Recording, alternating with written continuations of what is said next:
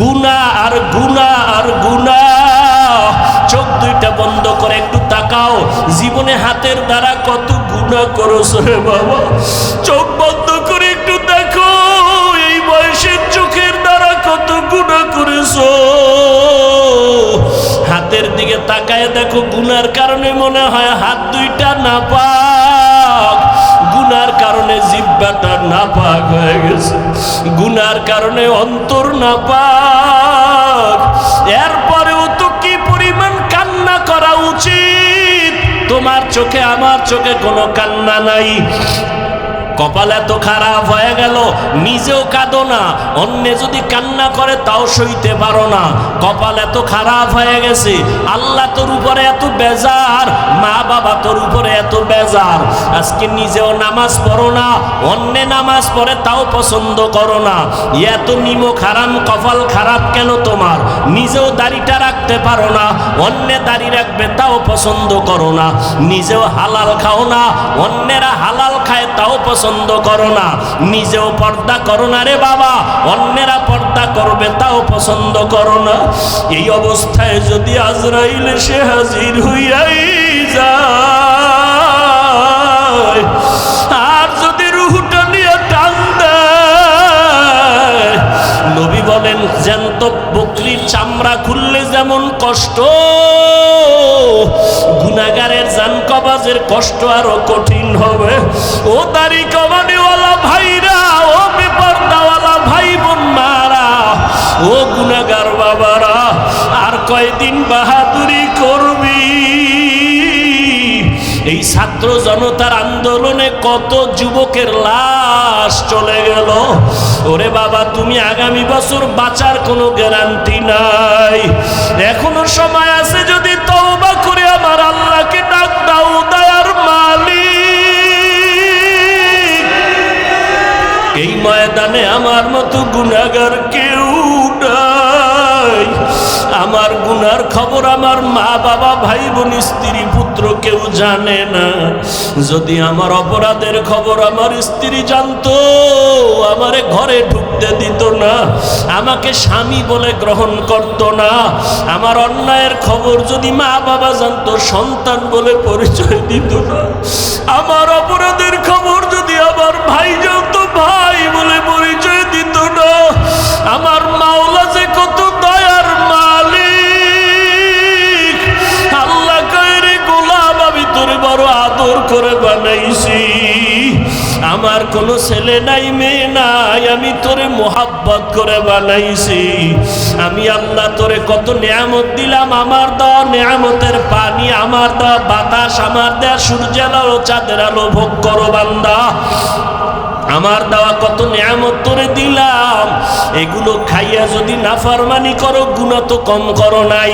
আমি আল্লাহ জানি তুই কোন রাতে কখন কোথায় কি পরিমাণ গুনাহ করেছো, অন্ধকারে কি গুনাহ করেছো আমি জানি। দুনিয়ার কেউ না জানলেও আমি মাওলায় জানি। হাতের দ্বারা কয়টা গুনাহ করছো কেউ না জানলে আমি আল্লাহ জানি। চোখের দ্বারা কয়টা গুনাহ করেছো কেউ না জানলেও আল্লাহ বলে আমি জানি। এরপর আমি রাগ করিয়া পানি বন্ধ করি নাই, বাতাস বন্ধ করি নাই। তোর অন্যায় দেখার পরও আমি তোরে ঘুমের ঘরে পারতাম মেরে ফেলতে, মারি নাই। আমি আল্লাহ তোরে বাঁচাইয়া রাখছি, কারণ আমি আল্লাহ চাই না তুই গুনাহ নিয়ে কবরে যাবি। আমি আল্লাহ চাই তুই তওবা কর, ফিরিয়া আয়। কারণ তওবা না করিয়া গুনাহ অবস্থায় যদি কবরে যাও, আমি মাওলা জানি দুনিয়াতে তুই সূর্যের গরম সইতে পারো না। আমি মাওলা জানি দুনিয়াতে মশার কামড় তুই সইতে পারো না, তুই দুর্বল, একটা বেতের বাড়ি সইতে পারো না। গুনাহ নিয়ে যদি কবরে পড়িয়া যাও, আমার গুনাহগারের শাস্তি কিন্তু মোটেও দেওয়া কম হবে না। গুনাহ নিয়ে যদি তওবার জন্য আমি মাওলা তোর হায়াতটা এখনো বাঁচায় রাখছি, আমি মাওলা তোরে ওয়াজের প্যান্ডেল পর্যন্ত পৌঁছাইয়া দিয়েছি, বয়ান শোনার মতো ব্যবস্থা করে দিয়েছি। এখনো ফিরিয়া আয়, তওবা কর, গুনাহ নিয়ে জাহান্নামী হয়ে কবরে যাস না। যদি গাদ্দারি করিয়া গুনাহ নিয়ে কবরের বিছানায় যাও,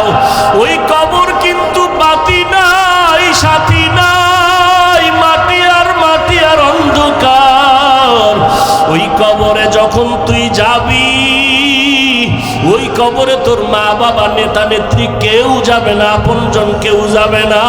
ওই কবরে গুনাহ নিয়ে যদি যাও, আরে জবাব, 3টা প্রশ্নের জবাব যদি দিতে না পারো, সাথে সাথে কবর জাহান্নামের টুকরায় পরিণত হয়ে যাবে। কবরের ভেতরে জাহান্নামের আগুনের গরম, একটা না দুইটা না, 70 থেকে 99টা সাপের আক্রমণ। আমি আল্লাহ তখন রাগ করিয়া বলবো, কবরের মাটি এই গুনাহগার বেনামাজিরে ধর। এই বেনামাজিরে আলেম ওলামারা কত বয়ান করলো, ফিরে নাই, গুনার কথা বুঝাইছে, গুনাহ ছাড়ে নাই। ও কবরের মাটি, দুই পার্শ্ব থেকে এত জোরে জোরে চাপ দাও, এমন জোরে কবরের মাটি চাপ দিবে পাজরের হাড়গুলো চুরমার হয়ে যাবে। ও যুবক বাবারা, পাও দুইটা ধইরা বলি, চোখের বাড়ি ছেড়ে আল্লাহকে ডাক দাও। ও আসমানের মালিক, জমিনের মালিক, ও দয়ার আল্লাহ, আমরা গুনাহগার হইয়া প্যান্ডেলে ঢুকছি, গুনাহ নিয়ে বাড়ি যাইতে চাই না, গুনাহগার হইয়া কবরে যেতে চাই না রে মালিক। ওই কবরের দুই পার্শ্বের মাটির চাপ সইতে পারবো না রে আল্লাহ। ও পর্দার আড়ালের মা, যে বারবার বলি, বান্দা চাইলে কিছুই হয় না, আল্লাহ চাইলে সব হয়। কি বান্দা চাইলে, আল্লাহ চাইলে? আহলে সুন্নাত ওয়াল জামাত তারা চাইছিলেন মাগরিবের আগে বয়ান শেষ হয়ে যাবে, ঠিক নেই? আমাকে টেলিফোন করা হলো, আমি বললাম প্রোগ্রাম আছে, আসরের নামাজ পড়ে বয়ান করব। বান্দা চাইছে মাগরিবের আগে শেষ, আর এক দল আল্লাহর বান্দারা চাইছে এখানে যেন কোনো ওয়াজ নাই হয়। এরা বৃষ্টি পাইয়া খুশি না বেজার? খুব খুশি। এই 15 বছরে যে পরিমাণ খুশি হয় নাই, আজকে বৃষ্টিতে তারা আরো খুশি। আল্লাহ কে যা তো গো একটু খুশি করলাম। কিন্তু যারা মাগরিব পর্যন্ত যাইছিল, এগো মনটা খুশি না বেজার হয়ে গেছে, চোখে পানি। চাইছিলাম মাগরিব পর্যন্ত হবে, তাও তো হচ্ছে না, বৃষ্টি।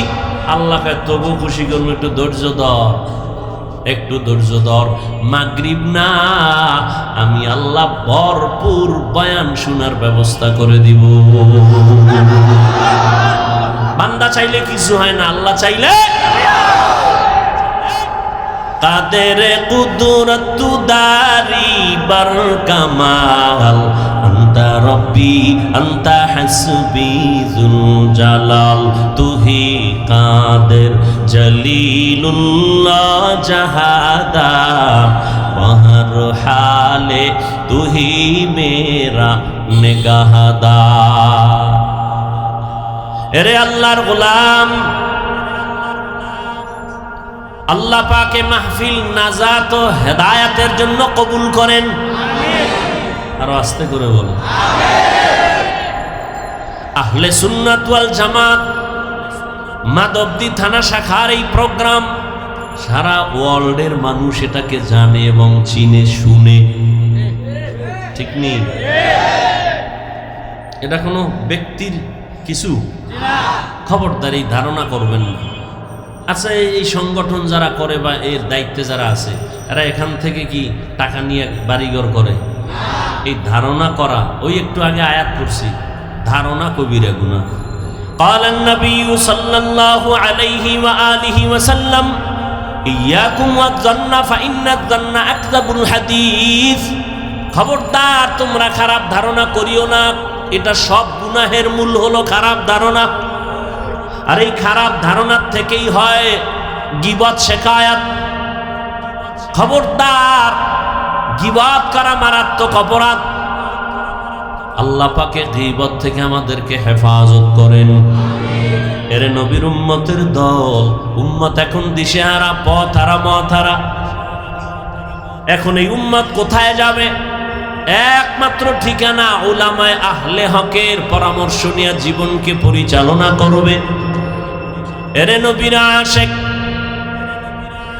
আজ সারা দুনিয়ার ভেতরে আল্লাহর কোরআন নবীর আদর্শ নিয়ে যারা চলে তাদের সম্মান, এত বিপদের পর আলেমের সম্মান কমে নেই।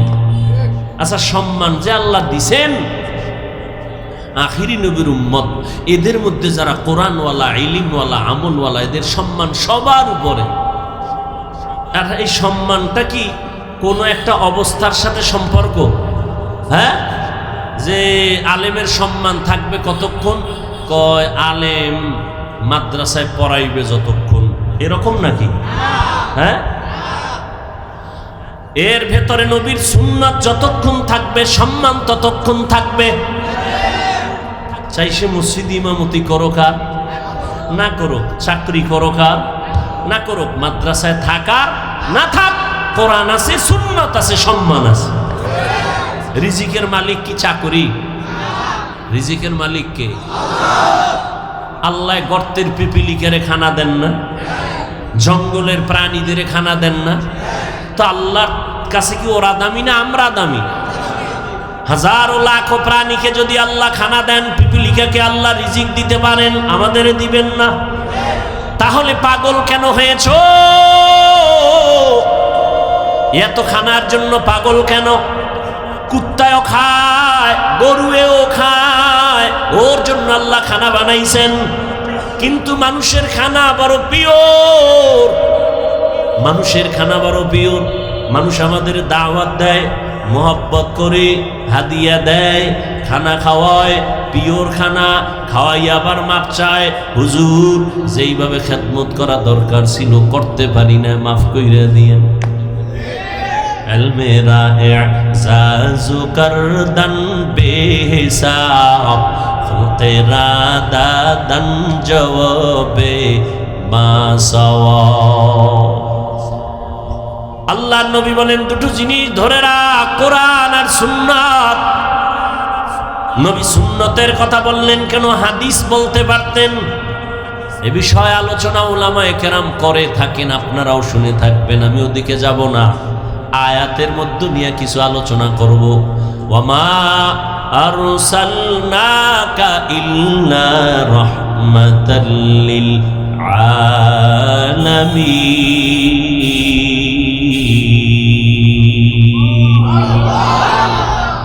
আল্লাহ তাআলা বলেন, হে রহমতের নবী, আমি আপনাকে দুনিয়ায় পাঠাই নাই, হ্যাঁ পাঠিয়েছি জগৎ সমূহের রহমত হিসেবে। ভালো করে বুঝেন, নবীকে রহমত করে পাঠাইলাম বললেই তো হইতো। আল্লাহ আগে নেতিবাচক শব্দ কেন ব্যবহার করলেন? ও নবী, আমি আপনাকে পাঠাই নাই। আবার বললেন, হ্যাঁ পাঠিয়েছি জগৎ সমূহের রহমত হিসাবে। পাঠাই নাই এই শব্দ বলে আবার কেন বললেন হ্যাঁ পাঠিয়েছি? বলে দুনিয়ার মানুষের জেহেনটাকে স্পষ্ট করে বলে দিলেন, ও মানুষ ভালো করে মনের ভেতরে ঢুকাও, স্থায়ীভাবে ভালো করে বুঝাও, আমার নবী একমাত্র নবী, রহমতের নবী। এই নবীকে আমি আল্লাহ ভিন্ন কোনো কারণে পাঠাই নাই, একমাত্র রহমত হিসাবে পাঠিয়েছি। জগৎ সমূহের জন্য নবী রহমত।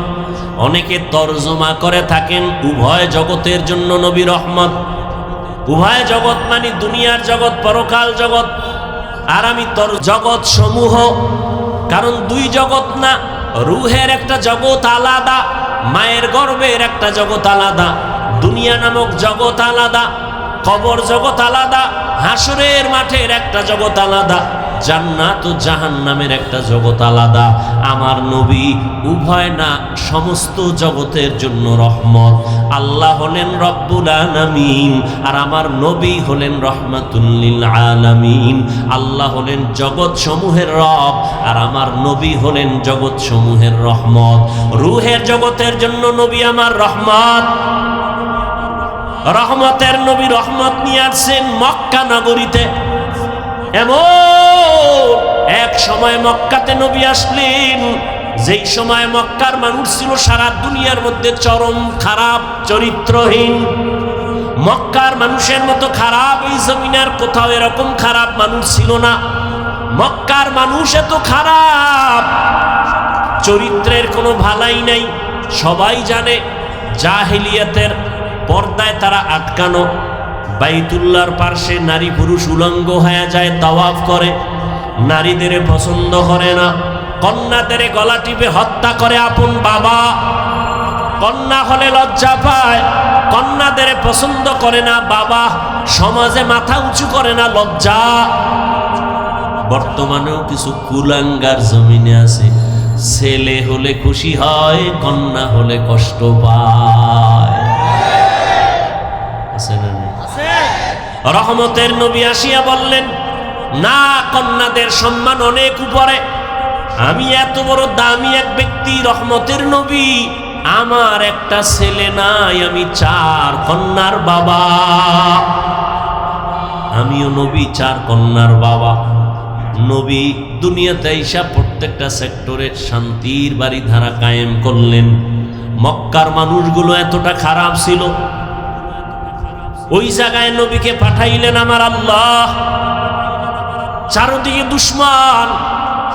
আবার নবী আসার আগে আব্বাকে নিয়ে গেলেন, শিশুবেলা মাও চলে গেল।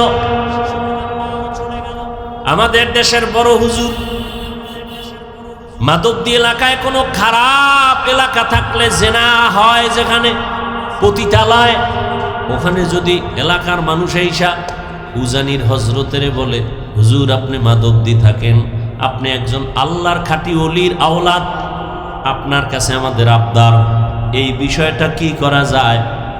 হুজুর পরামর্শ করার পরে বলবে, এই এলাকার কিছু মানুষ আগে ওখানে দেখো গিয়া কি হালাত। হুজুর যদি বলে, না তুমগো যাওয়া লাগবে না, আমি যাব, সবাই বলবে, না হুজুর আপনি এত বড় হুজুর, ওখানে এই পরিবেশ নাই যে আপনি যাবেন, দেখার জন্য যেতে পারবেন না, আপনি এত বড় হুজুর ওখানে যাবেন কিভাবে? হুজুর তো যাবে ভালো নিয়তে, এরপরও সবাই বাধা দিবে, ওখানে যাইয়েন না, আমরা আগে গিয়ে দেখি পরিবেশটা একটু লাইন মতো হলে আপনাকে নিব, ঠিক না? এর থেকেও খারাপ মক্কার মানুষের হালাত, চারদিকে দুশমন। আর সেই জায়গায় সৃষ্টির শ্রেষ্ঠ আদর্শের নবীকে আল্লাহ কেন পাঠাইলেন? আর মানুষগুলো এত খারাপ বা কেন হইল? আপনাদের মাদবদীর কেন্দ্রীয় মসজিদের পাশে যার বাসা, ওই মানুষটা যেই পরিমাণ উল্টাপাল্টা করবে অন্যদের তুলনায় কম, কথা ঠিক না?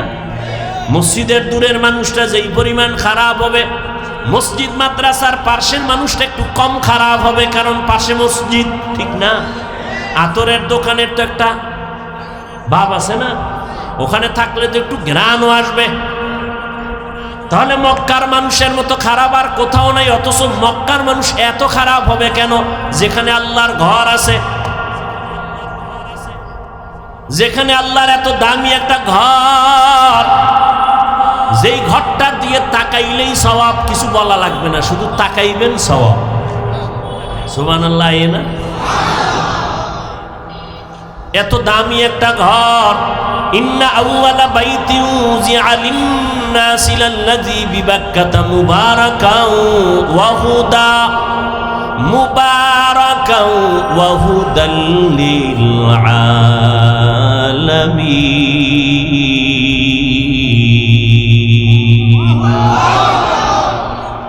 আল্লাহ জমিন বানায় একটা ঘর বানাইলেন, হেদায়াতের ঘর, ইবাদতের ঘর। এত দামি একটা ঘর, যেই ঘরটার দিয়ে তাকাইলে সওয়াব, কিচ্ছু বলতে হবে না। জমিনে এমন কিছু জিনিস আল্লাহ দিছেন, বান্দা শুধু তাকাইবে সওয়াব। মায়ের দিকে তাকাও সওয়াব, বাবার দিকে নেক নজরে তাকাও সওয়াব, তাকায় থাকো সওয়াব। আল্লাহর প্রিয় বান্দা উলামায়ে আহলে হক, আল্লাহর কঠিন মোহাব্বতের গোলামদের দিয়ে তাকাও সওয়াব। আল্লাহর কোরআন খুলিয়া তাকায় তাকায় দেখো সওয়াব। আল্লাহর ঘর বাইতুল্লাহ দেখো সওয়াব। যেই বাইতুল্লাহর এরিয়ায় একবার আল্লাহ বললে 1,00,000 বার আল্লাহ বলার সওয়াব, একটা সেজদা দিলে 1,00,000 বার সেজদা দিলে যেই পরিমাণ সওয়াব একটায় তা হবে। এত দামি ঘরের মানুষ কেন এতটা চরিত্রহীন হলো? কারণ কি? অনেক লম্বা কারণের নির্যাস কথা হলো, এই মক্কার ঘর থাকার পরও মানুষের আদর্শ কেন খারাপ? এর একমাত্র জবাব, এদের মাঝে কোনো মুরব্বী নাই। ঈসা নবী চলে গেছেন, মুরব্বী হারা হয়ে গেল, অভিভাবক নাই, কোনো নবী নাই। আমার নবী আসবেন, এর মাঝখানে আর কেউ নাই। মানুষগুলো বেপরোয়া হয়ে গেল। এখন নিজের বিবেকটাকে মুরব্বী বানাইয়া নফসের গোলামে পরিণত হয়ে গেল। মূর্তি পূজা শুরু হয়ে গেল, উল্টা পাল্টা যা পারে আর ওটাকেই সঠিক মনে করে, বিবেকটারে আপন বানাইয়া এরপরে যা করে বলে এটাই সঠিক। কিন্তু না, যখনই মুরব্বী হইয়া রহমতের নবী ডাক্তার হয়ে চলে আসলেন, নবী আসা মাত্রই জমিনের মধ্যে পরিবর্তন শুরু হয়ে গেল। 1000 বছরের অগ্নি জ্বলতেছিল, নিভে গেল। রহমতের নবী আসা মাত্র রহমতের বাতাস মক্কায় শুরু হয়ে গেল, আসা মাত্রই। কিন্তু কপাল খারাপ, ওই নবীকে গাছ চিনলো, মাছ চিনলো, আমরা আদম সন্তান সেই নবীর উম্মত হয়ে নবীরে চিনলাম না। যদি চিনতি রে বাবা, নবীর সুন্নতের জবাই করতি না। ও যুবক আল্লাহর গোলাম, ভালো করিয়া বুঝো, এই দুনিয়াতে কত বাহাদুরি করেছো, কত বন্ধু আর বান্ধব নিয়ে আড্ডা দিয়েছো। আমি সব জায়গায় এই ইদানিং বয়ানে বয়ানে ওয়াদা করা একটা দাবি করি যুবকদের কাছে, মুরব্বীদের কাছে না। ও যুবকেরা, কোন জায়গায় বসে আছো জানো না? রহমতের নবী কি বলছে জানোনি? নবী বলেন, বুড়ারা, আমি এতিম, আমার আব্বা নাই, আম্মা নাই, সবাই আমার দুশ্মন। সেই বিপদকালে বুড়ারা আমার বিরোধিতা করেছে, যুবকেরা আমি মুহাম্মদের উপকার করেছে। বুড়ারা নবীর বিরোধিতা করেছে, যুবকেরা নবীর উপকার করেছে। আবু জাহাল নবীর দুশ্মন বুড়া, আবু লাহাব নবীর বিরুদ্ধে কথা বলে বুড়া, উতবা নবীর দুশ্মন বুড়া, সায়বা নবীর দুশ্মন বুড়া। আর নবীর যত আপন সব যুবক, 7 বছর থেকে 11 বছরের বান্দা। হযরতে আলী নবীর হাতে হাত লাগায় কালেমা বললেন 7 থেকে 11 বছরের মধ্যে। হযরত আলী এতদিন ছিল নবীর চাচাতো ভাই, এখন হলেন সাহাবী, কিছুদিন পরে হবেন জামাতা। আলী বুড়া না যুবক? নবীর কাছে আইসা সহযোগিতার জন্য দাঁড়ায় গেলেন। নবীজি কলিজা দিয়া দোয়া করলেন, আনা দারুল হিকমা ওয়া আলিয়ুন বাবুহা, আমি মুহাম্মদ ইলম ও হিকমতের ঘর, আর এই ইলমের ঘরের দরওয়াজা আমার আলী।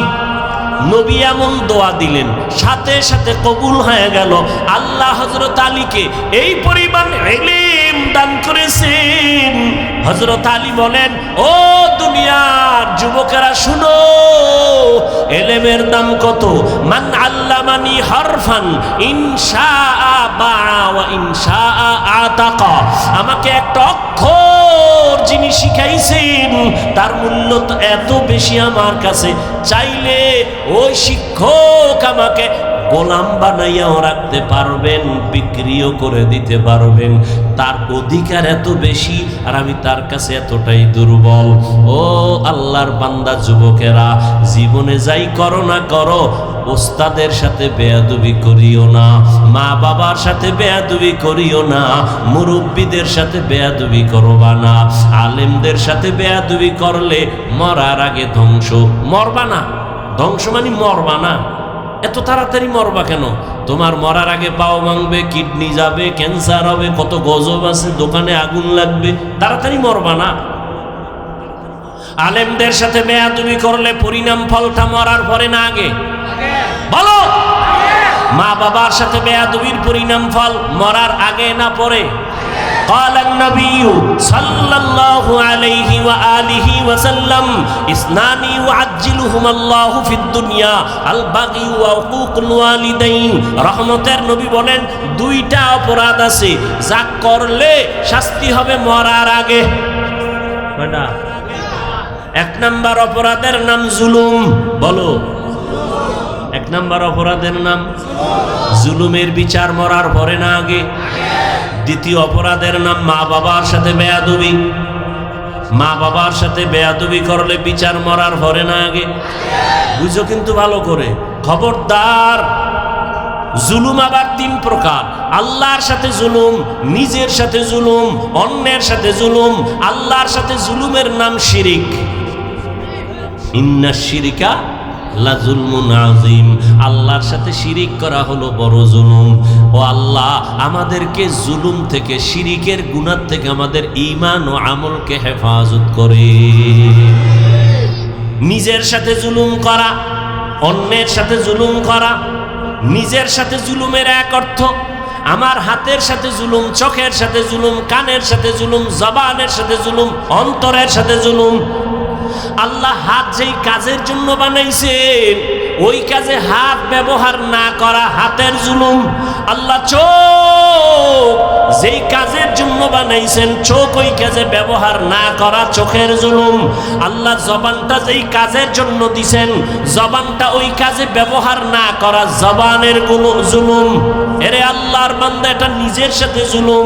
নিজের সাথে জুলুমের আর এক ব্যাখ্যা হলো আমার আহাল অধীনস্থ যারা, আমার সন্তান, আমি বাবা, সন্তান আমার আহাল, আমি স্বামী, স্ত্রী আমার আহাল, আমি মুসল্লি, মসজিদের খতিব, মুসল্লি আমার আহাল, আমি মাদ্রাসার শিক্ষক, ছাত্র আমার আহাল।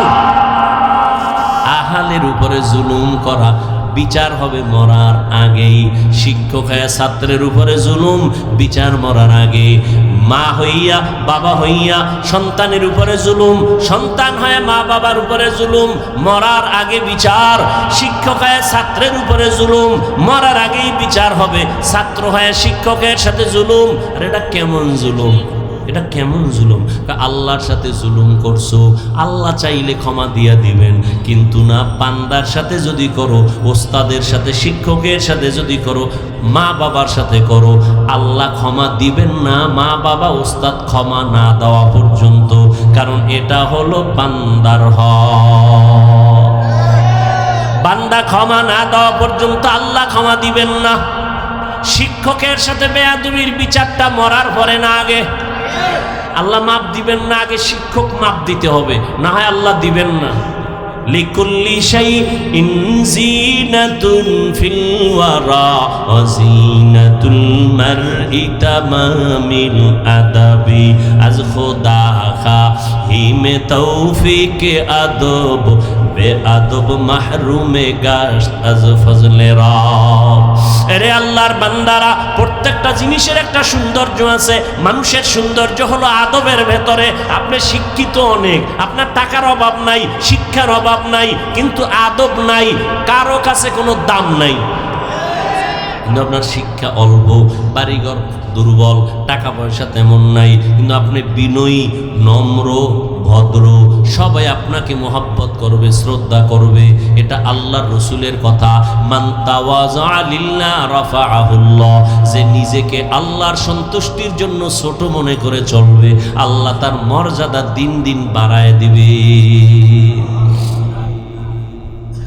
এরে আল্লাহর বান্দারা, উলামায়ে কেরামদের সংস্রব আর সোহবত ছাড়া নাজাতের আর কোনো রাস্তা খোলা নাই। মক্কার মানুষ খারাপ কেন মনে আসেনি? কি নাই? এই বেটা লিখে রাখ, কথা কম বলতে চাই আর বড় এসে যায়, কি করার। এই যারা মুরব্বীদের ব্যাপারে, আলেমদের ব্যাপারে, বড়দের ব্যাপারে ফেসবুকে উল্টাপাল্টা লেখে, আল্লাহর কসম, বেয়াদবিমূলক যারা লেখালেখি করে, আলেমদের সম্মান নষ্ট করার ষড়যন্ত্র করে লেখার মাধ্যমে ফেসবুকে আর ইউটিউবে, খোঁজ নিয়ে দেখ, একটারও মুরব্বী নেই, একজনও মুরব্বী মানে না। আর যে মুরব্বী মানে না সে বেয়াদব। সে কি? চূড়ান্ত বেয়াদব। বেয়াদব মানে তার চলা ফেরা কোনোটাই ব্যালেন্স থাকে না। মুরব্বী থাকলে পেছন দিক দিয়ে টান দিবে, এই অন্যায় করছো কেন, তওবা কর। গরুর গলায় যদি রশি লাগানো থাকে, ও যদি অন্যের ক্ষেতের ধান খাইতে চায়, মালিক রশি দিয়ে টান মারে, মারেনি? রাস্তায় কুত্তা আছে না বাজারে? একটা কুত্তারও কোনো দাম নাই। মালিকের শিকল যেই কুত্তার গলায় লাগানো, ওই কুত্তার দাম আছে না নাই? আকাশের ভেতরে খোলা ময়দানে খোলা বাতাসে কত পাখি উড়ে, কোনো দাম নাই। খাঁচার মধ্যে যেই পাখিটা আটকানো, ওই পাখির বড় দাম। ও বাবা, স্বাধীনভাবে যে মানুষগুলো ঘোরাফেরা করে, মন চাইলে নামাজ পড়ে না, মন চাইলে জিকির করে না, মন চাইলে মানুষের হক নষ্ট করে, না হইলে নাই, উল্টা পাল্টা চলে, এদের কোনো দাম নাই। আর যারা কালেমার মালা গলায় লাগাইয়া ওলামায়ে কেরামের মুরব্বি মাইনা চলে, এদের দাম অনেক বেশি, বলে কত ফেরেশতার থেকেও অনেক বেশি। দেখছেন নি কথা? ভাই, আমি বয়ান করি, ভক্তবৃন্দ আল্লাহ ক্ষুদ্র অবস্থায় দিল, আছে না নাই? কি নাই? কি বৃষ্টি, কি রৌদ্র, কি তুফান, আল্লাহর কিছু বান্দা। আমি তো কোনো রাজনৈতিক দলের ব্যানার নিয়ে আসি না যে আমার দলের লোকগুলো তাড়াতাড়ি গাড়ি ভাড়া করে হাজির হোক। আছে কোনো দল? নাই। সবাইকে বয়ান করি, কোনো দলের পক্ষেও বলি না, কথা ঠিক? আমিও তো মনে যা চায় পাইছি, মানুষ ইচ্ছা রকম বলি, পারি না? কিন্তু না, কথা বলার আগে একদিকে আল্লাহর ভয়, অপর দিক থেকে মুরব্বীরা পেছন থেকে টানে হাফিজুর রহমান, এই কথাটা বলা ঠিক হয় না, মাপ চাও, এই কথা এভাবে বলবা, এইভাবে বলবা। এত সোজা না। নবীজির কোনো তুলনা নাই, আছে? সেই নবী বলেন, আদাবানি রব্বি ফাহসানা তাদিবি, আমি মুহাম্মদ রে আমার আল্লাহ আদব শিখাইছেন। আমার আদব আমি মা মেনার গর্ভ থেকে শিখে আসি নাই, কে শিখাইছেন? তাহলে আদব এটা শিখার জিনিস, আদব শিখার জিনিস, শিখতে হয়। নবী বলেন, আমাকে আল্লাহ আদব শিখাইছেন। আল্লাহর দেওয়া শিক্ষা দেওয়া আদব কত না সুন্দর, এই জন্য আদব শিখতে হয়। আদব কার থেকে শিখবে? একজন কয় বেআদব থেকে আদব শিখে নাও। আদবের সহজ তর্জমা হলো সুন্নত অনুযায়ী চলো। আদবের অর্থ কি? সুন্নত অনুযায়ী চলেন। আপনি জুতা পরবেন, আদব কি? সুন্নত যেটা, এটাই আদব। মসজিদে ঢুকবেন কোন পা দিয়া? ডান পা দিয়া, এটাই সুন্নত, এটাই আদব। বুঝেন না কথা? আদব এটাই সুন্নত। বের হবেন কোন পা দিয়া? বাম পা দিয়া। বাম পা দিয়া বের হবেন, দোয়া পড়বেন, আর জুতার ভিতরে পাও যখন ঢুকাবেন, ডান পাও আগে ঢুকাবেন। ডান পাও মানে এটা কেমনে করবেন? মসজিদ থেকে বের হইতে হইব বাম পাও দিয়া, জুতায় ঢুকাইতে হইব আগে কোন পাও? এটার বিশাল ফ্যাস লাগিয়ে গেছে। বের হব বাম পা দিয়া, ডান পাও জুতায় ঢুকামু কেমনে? কয় জুতা দুইটা আগে নিচে রাখ, জুতাটা ফালাইয়া ডান পাও ঢুকাইবি হবে না, বাম পা ঢুকাবি হবে না। জুতাটা রাইখা পাও দুইটা জুতার উপরে রাখো, বাম পাও ডান পাও। এরপরে আল্লাহর নবীর উপরে দরুদ পইরা দোয়া পড়ো, কারণ যেই দোয়ায় দরুদ নাই ওই দোয়ার কবুলিয়ত নাই। এজন্য তুমি বের হও খালি জেলাফির সময় দরুদ, মসজিদ থেকে বের হও দরুদ, যত দোয়া আছে দরুদ আছে, দরুদ ছাড়া দোয়া কবুল হবে না। বের হইছো বাম পা দিয়া, বাম জুতার উপরে রাখো পা, রাখার পরে ডান পা বের করে ডান জুতার উপরে রাইখা এরপরে ডান পাও জুতায় ঢুকাও, আর দোয়া পড়ো বিসমিল্লাহি ওয়াসসালাতু ওয়াসসালামু আলা রাসূলিল্লাহ আল্লাহুম্মা ইন্নী আসআলুকা মিন ফাদলিক। এখানে শেষ না, এইবার ডান পাও ঢুকছে নি, কথা কেন? এরপরে কোন পাও ঢুকবে? এবার দোনো পাও ঢুকছে নি, দৌড় দিস না, দাঁড়া। আদব হইল সুন্নত হলো ডান পাও দিয়া কদম শুরু করবি। বাম পা না ডান পা? এই সুন্নত না মানলে সুন্নি। হ্যাঁ, সুন্নতের খবর নাই সুন্নি। जिंदगी में बंदगी तू करना है, जिंदगी में बंदगी तू करना है, जिंदगी में बंदगी शर्मिंदा है, जिंदगी में बंदगी शर्मिंदा है। যুবক ভাইরা একটু বসবানি, অধিক সাওকা তোমরা কও না যুবকেরা বসবা না যাবা গা আগি? এই যুবকরা কথা কও, বসবানি না চলে যাবা? হ্যাঁ, আল্লাহ সবাইকে কবুল করেন। আমি সবসময় যুবকদের পক্ষেই কথা বলি না, আল্লাহ যুবকদের কবুল করুন।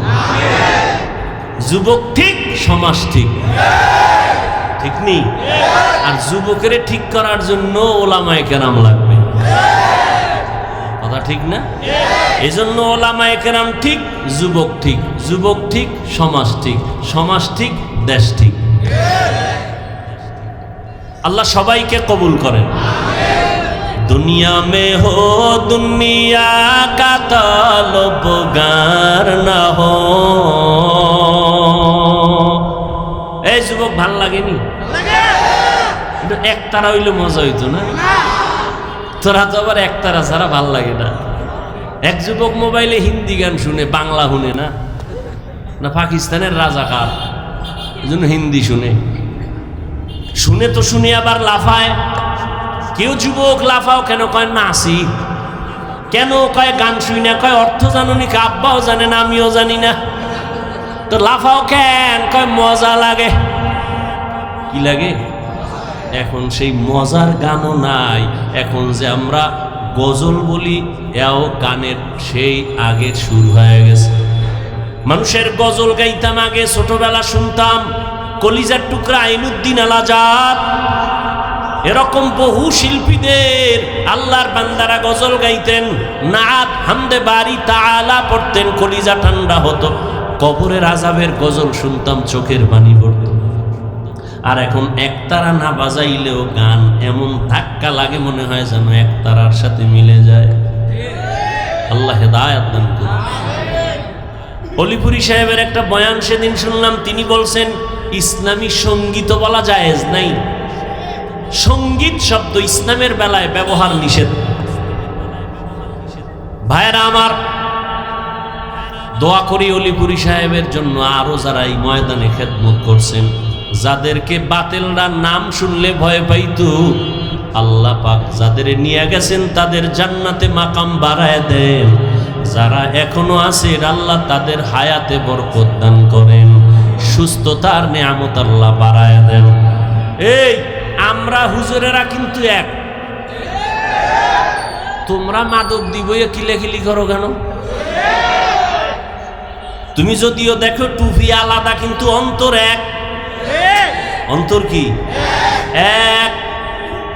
খবরদার, তুমি শরবতের মধ্যে যত রং দেখো, কোন শরবত লাল, কোন শরবত হলুদ, কোনটা একটু সবুজ, আছে না নেই?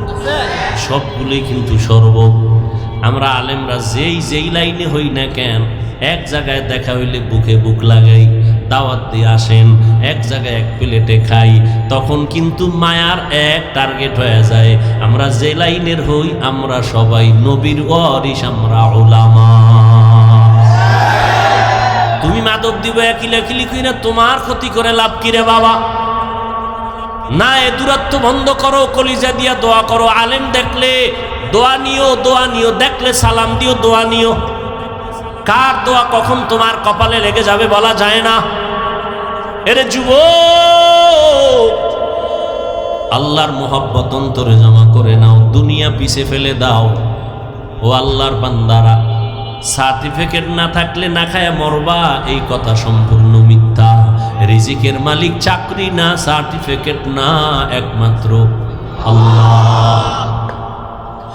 दुनिया में हो दुनिया का तलबगार ना हो, बाजार से गुजर हो खरीदार ना हो। ये दुनिया एक मिसल कागज फूल है, ये दुनिया एक मिसल कागज फूल है। जिंदगी में बंदगी तू करना है, जिंदगी में बंदगी तू करना है। जिंदगी बे बंदगी शर्मिंदा है, जिंदगी बे बंदगी शर्मिंदा है। ও যুবক আল্লাহর গোলাম, অনুনয় বিনয়ের সাথে বলছি বাবা, আমি বারবার আলেমের দিকে ফোকাস করতেছি, তার মানে তুমি আমার মতো হুজুর হইয়া যাও এটা বলি নাই। আমার মতো তসবি লাগাও, পাগড়ি মাথায় লাগাও বলি নাই। ভয় পাইও না রে যুবক,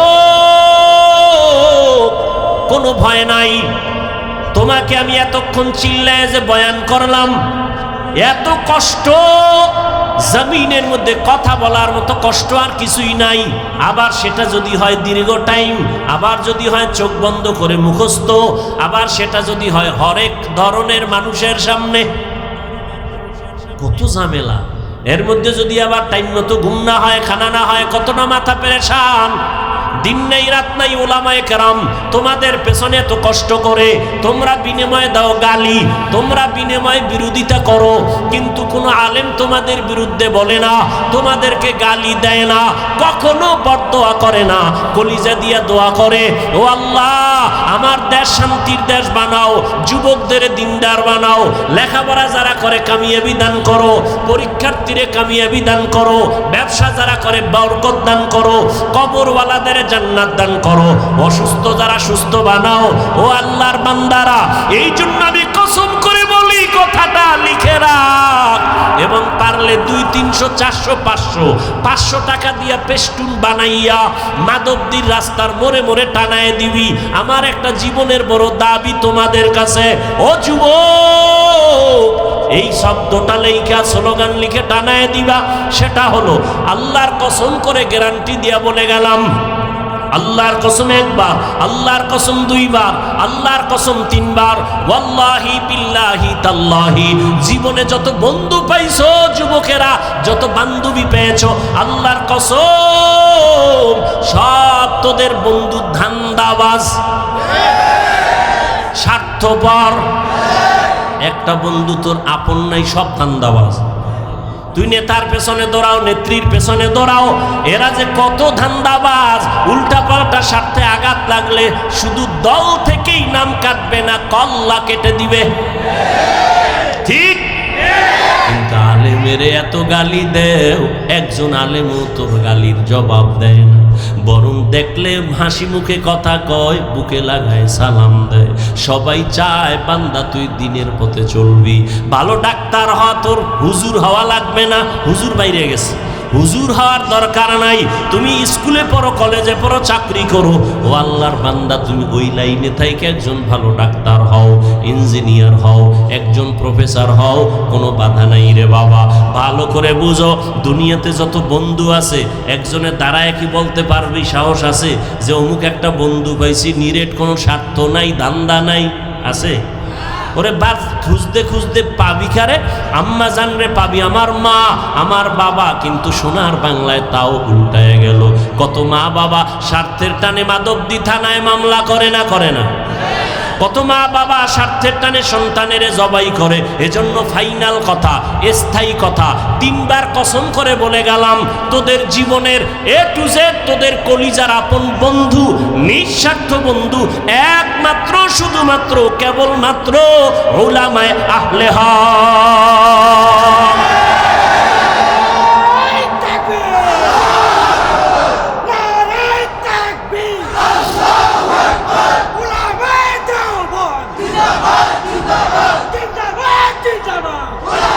ভাইরা আমার, উলামায়ে কেরাম সাইনবোর্ড লাগাও, টানায় দাও, জীবনের পিওর নিঃস্বার্থ বন্ধু উলামায়ে আহলে হক, এই কথা লিখে ব্যানার লাগাও সব জায়গায়। আর সব বন্ধু ধান্দাবাজ, সব বন্ধু স্বার্থপর, উলামায়ে কেরাম নিঃস্বার্থ।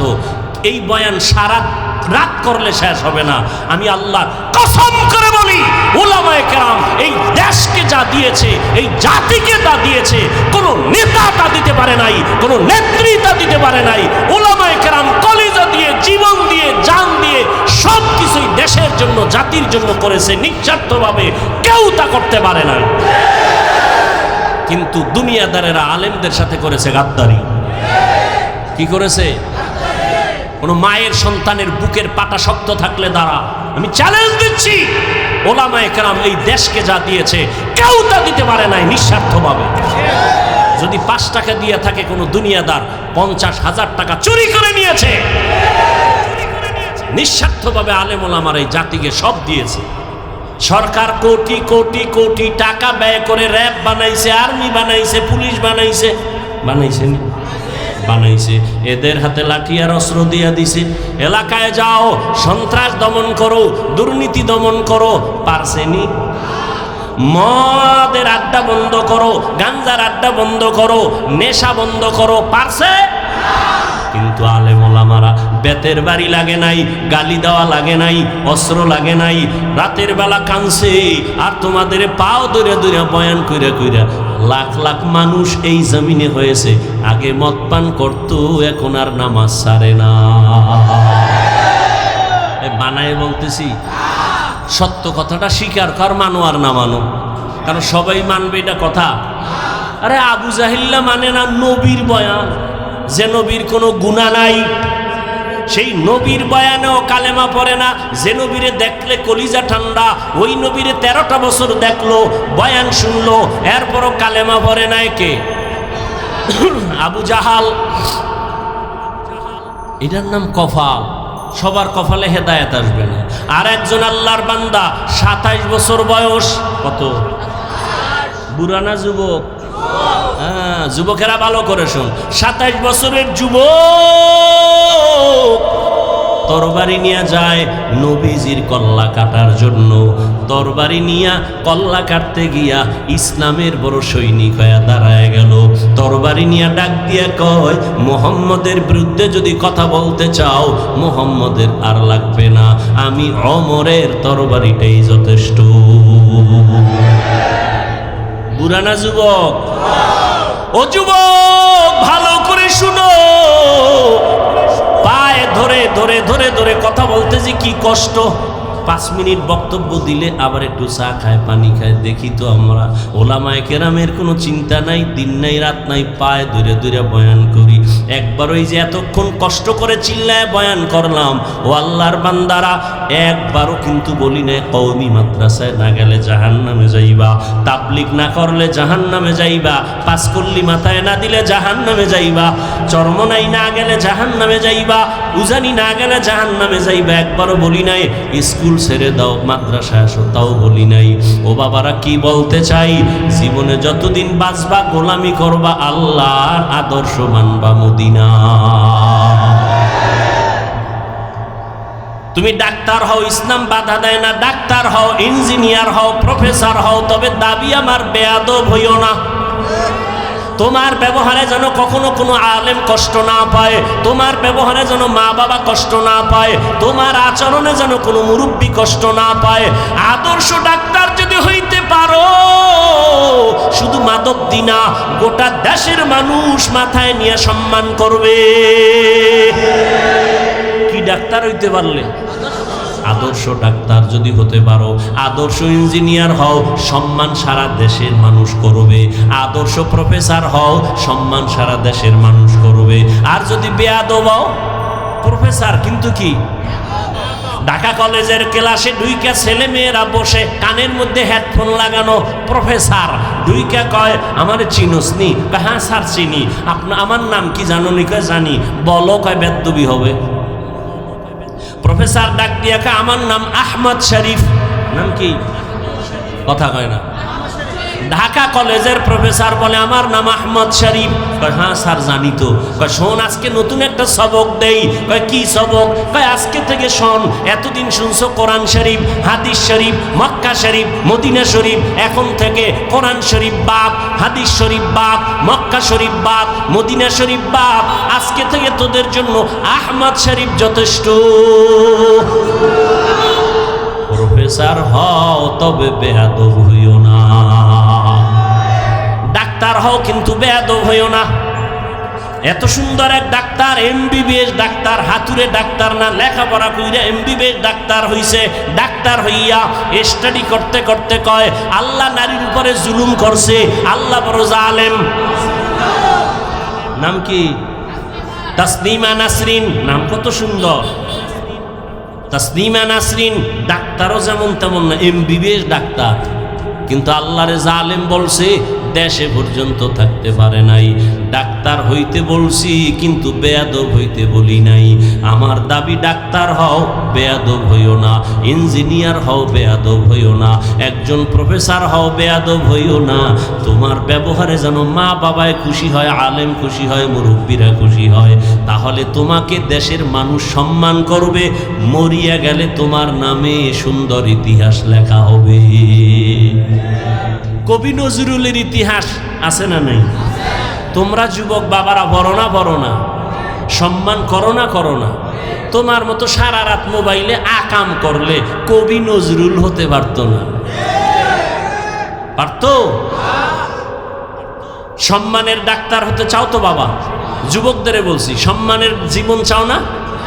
এই আরে টাকা তো সুইপারেও কামাই করে না? ওই টাকা চাই না, সম্মানের টাকা চাই, ইজ্জতের জিন্দেগি চাই। কি মানুষ সম্মান করে, টাকা দেয়, খাওয়ায়, এরপর কাজে ভুল হয়ে গেছে মাফ করে দেন।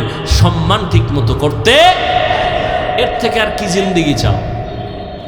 এই সম্মান কে দিছেন? আল্লাহর দেওয়াটা টিকে বেশি। নিজে তৈরি করলে ওটা থাকে না। চেহারা কালো, বিউটি পার্লারে গিয়ে সুন্দর যদি নিজে হতে চাও, আর কতক্ষণ? বৃষ্টি আইলে শেষ, পানি ভরলে শেষ, রোদের তাপ লাগলে আরো শেষ। ঠিক নেই? আর আল্লাহ যারে সুন্দর বানায় দিছে, এটা কোনো বিউটি পার্লার লাগবে নি? লাগবে না রে বাবা। এরে যুবক, আদর্শ জীবন যদি চাও, সম্মানের জীবন যদি চাও, স্কুল কলেজে পড়িয়াও সম্মানের জীবন যদি চাও, লিখে রাখ, দুইটা পুঁজি লাগবে। কয়টা? একটা হলে আর একটা নাই তো হবে না, দুইটা লাগবে, লিখে রাখো। 1 নাম্বার পুঁজি সুস্থতা, 2 নাম্বার পুঁজি সুন্দর চরিত্র। তোমার চরিত্র ভালো কিন্তু তুমি কি অসুস্থ, কোন জায়গায় চাকরি টিকবে? আচ্ছা তুমি সুস্থ কিন্তু চরিত্র খারাপ, টিকবে কোথাও চাকরি? কেউ নিবে না।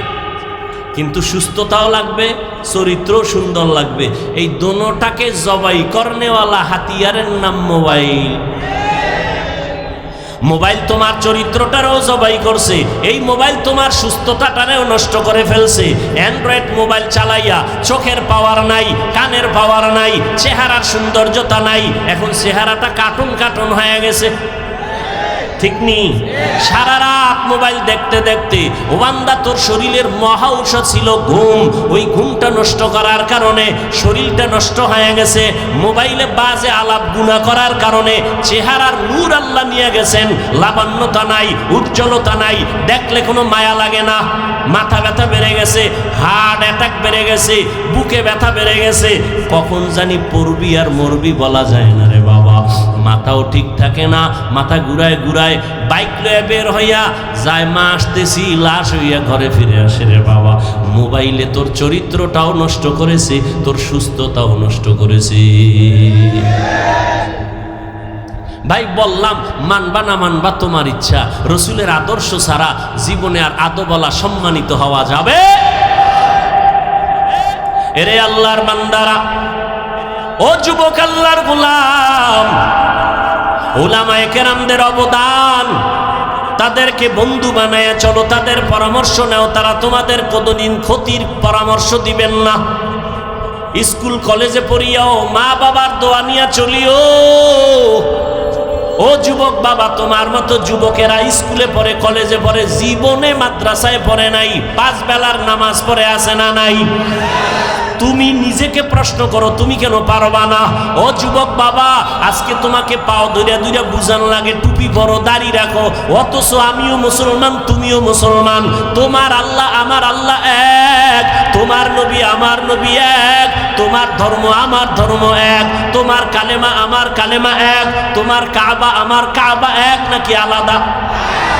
ও আল্লাহর বান্দা, তুমিও যে আল্লাহকে মানুষ, সে আল্লাহকে আমিও মানি। তুমি আমি দুনিয়াতে আসছি এক, মরণকালে কাফনের সংখ্যা হবে 3টা, তাও হবে এক, কালার হবে আলাদা। কাফন কয়টা? আমি বক্তার সম্মানে একটা কাফন বাড়ানো হবে, গরিব রিক্সা ড্রাইভার গরিব হওয়ার কারণে একটা কাফন কমানো হবে। হ্যাঁ, আজকে আমি বক্তা বাপ, তুমি শ্রোতা হইয়া নিচে বসছো, আমার কত সম্মান। আবার তুমি ডাক্তার, আমি রুগী, তোমার কত সম্মান। ভালো করে বুঝো রে বাবা। কিন্তু যেদিন সাদা কাফনের ভেতরে ঢুকবি, ওই দিন কি থাকবে কে বড় কে ছোট? কাফনে লেখা থাকবে বড় হুজুরের লাশ, কালার সব হবে এক। বড় হুজুরের কালার যেমন, মুসল্লির কাফনের কালারও তেমন, বক্তার কাফনের কালার যেমন, শ্রোতাদের কাফনের কালারও তেমন। ওরে কে মালিক, কে গোলাম, কে ইমাম, কে মুক্তাদি, কে ডাক্তার, কে রুগী, কাফনে ঢুকলে আর লেখা থাকবে না, সবার লাশ একাকার হয়ে পড়ে থাকবে। এরপরে কবরের সাইজও হবে এক। কবরে রাখার পরে প্রশ্ন হবে তিনটা, তাও হবে এক। রবের পরিচয় দাও, ধর্মের পরিচয় দাও, রহমাতুল্লিল আলামিনের পরিচয় দাও। এই তিনটা প্রশ্ন আমাকেও করা হবে, তোমাকেও করা হবে রে যুবক বাবা। ওই তিনটা প্রশ্নের জবাব যারা দিবে তাদের কবর হবে রওজাতুম মির রিয়াজিল জান্নাহ। আর যারা জবাব দিতে পারবে না তাদের কবর হবে হুফরাতুম মিন হুফারিন নার, জাহান্নামের টুকরা। তবে কারা জবাব দিতে পারবে? আমি হুজুর, মাওলানা, কোনো গ্যারান্টি নাই। যদি আমি হুজুর হইয়া জবাব দিতে পারবো, গ্যারান্টি থাকতো, তাহলে আমার নবী কাঁদতেন না, আবু বকর জান্নাতের টিকিট হাতে নিয়ে কান্না করতেন না। ওমরের মতো বান্দা যাকে দেখলে শয়তান বড় ভয় পায়, ওই ওমরও চোখের পানি ছেড়ে কাঁদেন। ও ওমর, আপনি কাঁদেন কেন? ওমর বলে, আমি আল্লাহর আযাবের বড় ভয় পাই। হাসরের কঠিন সময় সূর্যের গরম, জমিনটা হবে তামা, জাহান্নামের আগুনের গরম। ওদিকে আমার আল্লাহ পাক রাগান্বিত আওয়াজ দিবেন, লিমানিল মুলকুল ইয়াউম লিল্লাহিল ওয়াহিদিল কাহ্হার। আল্লাহ বলবে, ও দুনিয়ার নেতারা, ও টাকাওয়ালা, ও ক্ষমতাওয়ালারা, আজকে এই ময়দানে তোমাদের রাজত্ব কই? দুনিয়াতে কত বাহাদুরি করছো, নেতাগিরি করেছো, আজ আমার আদালতে দাঁড়াও। নবী বলেন, আমার আল্লাহ রাগান্বিত আওয়াজটা যখন দিবেন, হাসরের ময়দানটা থরথর করে কেঁপে উঠবে। নবীদের চোখের কোঠায় পানি, সমস্ত হাসরের মানুষগুলো উলঙ্গ দাঁড়ানো থাকবে, নারীরাও উলঙ্গ, পুরুষেরাও উলঙ্গ। নবীদের কান্নার আওয়াজ। ও আল্লাহর বান্দারা, আবু বকর কাঁদেন কেন? আল্লাহর আদালতে কেমনে দাঁড়াবো?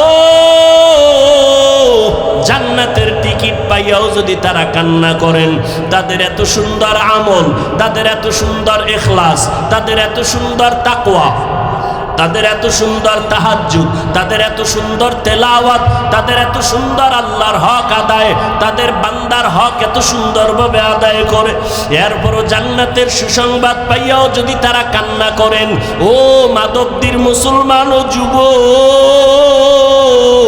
ও পর্দার আড়ালের মা বোনেরা, ও বৃদ্ধ বাবাজিরা, তোমার আমার তো নামাজ নাই, তোমার আমার রোজা নাই, তোমার আমার জিকির নাই, তেলাওয়াত নাই, পর্দা নাই, হালাল হারামের ভেদাভেদ নাই। টুকটাক যে আমল করি এটাও তো আসলে আল্লাহর জন্য করতে পারি না। নামাজ পড়ি মানুষকে দেখাবার জন্য, বয়ান করি মানুষকে দেখাবার জন্য, তেলাওয়াত করি দেখাবার জন্য। সাহাবায়ে কেরাম জান্নাতের টিকিট পাইয়া ইখলাসের আমল নিয়েও যদি কান্না করতে পারেন, তাহলে তোমার আমার আমল নাই, ইলম নাই, গুনাহ আর গুনাহ আর গুনাহ। চোখ দুইটা বন্ধ করে একটু তাকাও, জীবনে হাতের দ্বারা কত গুনাহ করেছো রে বাবা। চোখ বন্ধ করে একটু দেখো, এই বয়সের চোখের দ্বারা কত গুনাহ করেছো। হাতের দিকে তাকায় দেখো, গুনার কারণে মনে হয় হাত দুইটা নাপাক, গুনার কারণে জিহ্বাটা নাপাক হয়ে গেছে, গুনার কারণে অন্তর নাপাক। এরপরেও তো কি পরিমাণ কান্না করা উচিত। তোমার চোখে আমার চোখে কোনো কান্না নাই।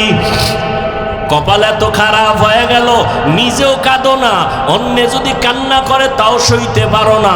কপাল এত খারাপ হয়ে গেছে, আল্লাহ তোর উপরে এত বেজার, মা বাবা তোর উপরে এত বেজার, আজকে নিজেও নামাজ পড়ো না, অন্যে নামাজ পড়ে তাও পছন্দ করো না।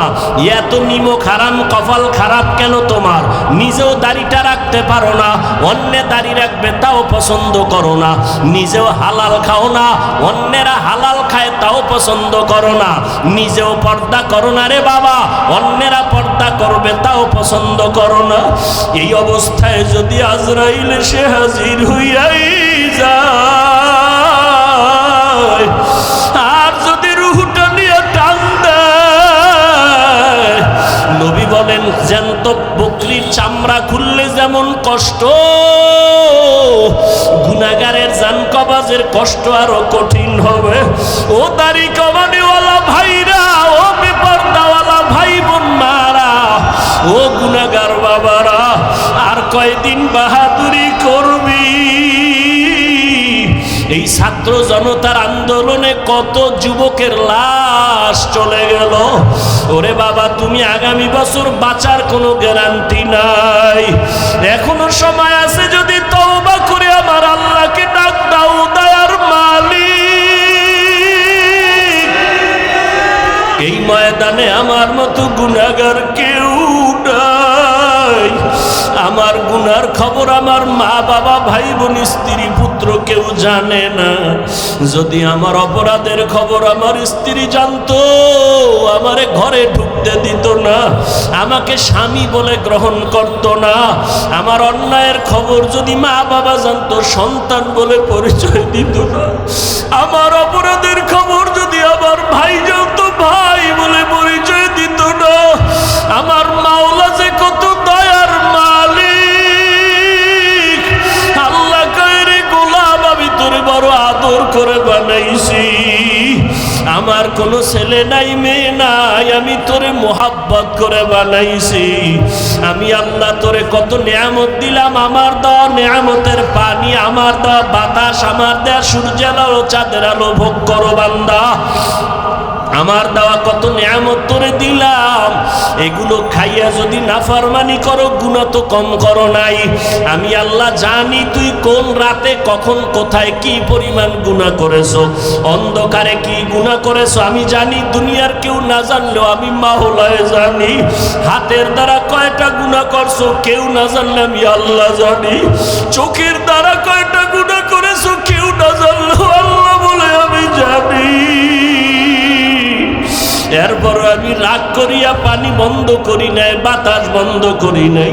তোর অন্যায় দেখার পরও আমি তোরে ঘুমের ঘরে পারতাম মেরে ফেলতে, মারি নাই। আমি আল্লাহ তোরে বাঁচাইয়া রাখছি, কারণ আমি আল্লাহ চাই না তুই গুনাহ নিয়ে কবরে যাবি। আমি আল্লাহ চাই তুই তওবা কর, ফিরিয়া আয়।